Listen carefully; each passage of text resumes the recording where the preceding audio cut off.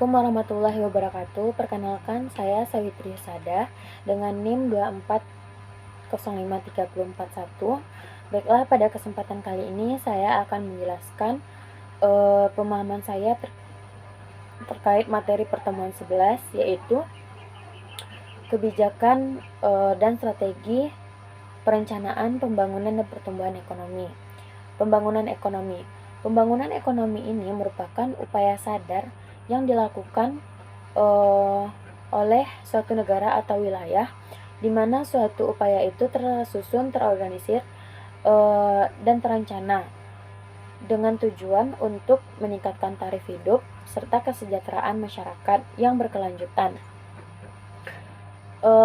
Untuk mencapai tujuan tersebut, tentunya suatu negara atau suatu wilayah tersebut perlu melakukan perencanaan strategi apa dan kebijakan apa yang akan digunakan dalam pembangunan tersebut. Yang pertama, itulah yang pemahaman saya terkait pertemuan 11 ini. Yang pertama yaitu perencanaan pembangunan. Perencanaan pembangunan ini adalah suatu titik awal dari seluruh proses pembangunan, di mana proses ini akan menyusun pedoman serta peta jalan pembangunan yang disusun secara sistematis, terstruktur, dan berorientasi pada masa depan. Tujuan dari perencanaan ini untuk menetapkan prioritas pembangunan, mengalokasikan sumber daya secara efisien, dan memastikan bahwa pembangunan yang dilakukan membawa dampak positif yang luas bagi masyarakat. Perencanaan pembangunan dapat dibedakan berdasarkan jangka waktu, yaitu menurut jangka waktu ada dua, yaitu jangka pendek, menengah, ada tiga, jangka pendek, menengah, dan jangka panjang. Jangka pendek itu berkisaran kurun waktu 1 tahun, jangka menengah 5 tahun, dan jangka panjang itu lebih dari 10 tahun. Wilayahnya nasional, provinsi, kabupaten, atau kota. Sektornya seperti pertanian, industri, kesehatan, pendidikan, dan infrastruktur. Setiap perencanaan pembangunan biasanya melewati beberapa tahapan penting. Yang pertama ada identifikasi masalah dan kebutuhan masyarakat. Yang kedua, perumusan tujuan dan sasaran pembangunan. Yang ketiga, penyusunan strategi dan program kerja. Yang keempat, pelaksanaan program dan kegiatan. Dan yang terakhir yaitu monitoring dan evaluasi. Di mana perencanaan ini sangat penting untuk menentukan keberhasilan suatu proses pembangunan secara keseluruhan. Karena tanpa adanya arah dan tujuan yang jelas, pelaksanaan pembangunan bisa jadi tidak efisien dan tumpang tindih atau bahkan gagal, dan kegagalan itu akan berdampak buruk bagi masyarakat. Selanjutnya, di balik perencanaan itu tentunya ada strategi pembangunan ekonomi, yaitu di mana jalan menuju tujuan. Setelah perencanaan tersebut dibuat, langkah selanjutnya adalah menentukan strategi apa yang akan kita gunakan dalam pembangunan ekonomi, yaitu strategi di mana kita akan mengenal strategi pembangunan ini adalah suatu cara atau suatu upaya untuk mencapai tujuan yang telah ditetapkan dalam perencanaan. Strategi ini menguraikan bagaimana pembangunan akan dilakukan dan sektor mana yang akan menjadi prioritas dan pendekatan apa yang sesuai dengan kondisi dan tantangan yang dihadapi. Nah, tidak jauh kita akan melihat bagaimana strategi pembangunan ekonomi yang digunakan oleh negara kita sendiri, yaitu negara berkembang Indonesia.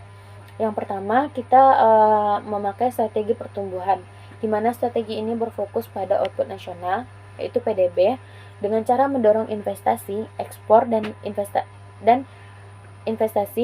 efisiensi produk.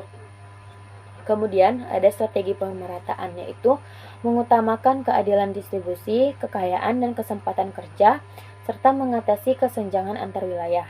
Kemudian ada strategi industrialisasi, di mana meningkatkan kontribusi sektor industri dalam perekonomian melalui pengembangan manufaktur dan teknologi. Selanjutnya ada strategi pembangunan pedesaan, yaitu meningkatkan kehidupan masyarakat yang ada di pedesaan dengan memperbaiki infrastruktur pertanian, akses pasar, serta meningkatkan pendidikan pada pedesaan. selanjutnya yaitu strategi pembangunan berkelanjutan, yaitu dengan mewujudkan keseimbangan antara pertumbuhan ekonomi, perlindungan lingkungan, dan keadilan sosial.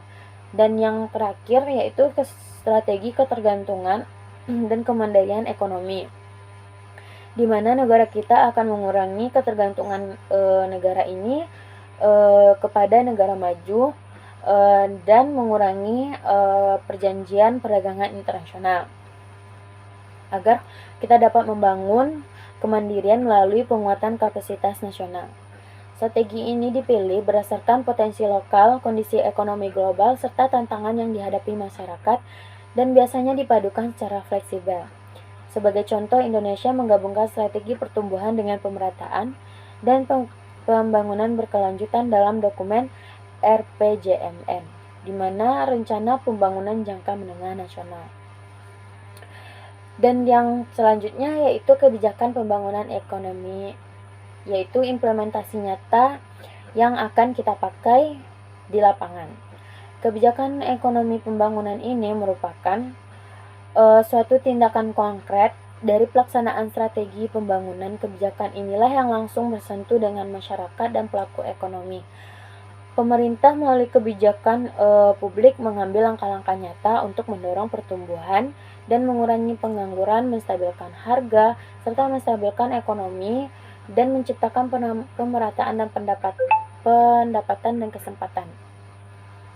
Jenis kebijakan pembangunan ekonomi meliputi yang pertama, kebijakan fiskal, di mana kebijakan ini meliputi pengelolaan pajak, subsidi, dan anggaran belanja negara yang membiayai program pembangunan seperti infrastruktur dan pendidikan.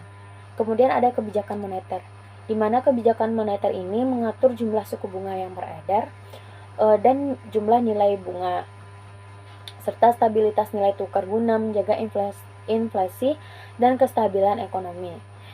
Yang ketiga yaitu kebijakan perdagangan, yaitu menentukan tarif impor dan ekspor, perjanjian dagang, dan perlindungan industri dalam negeri.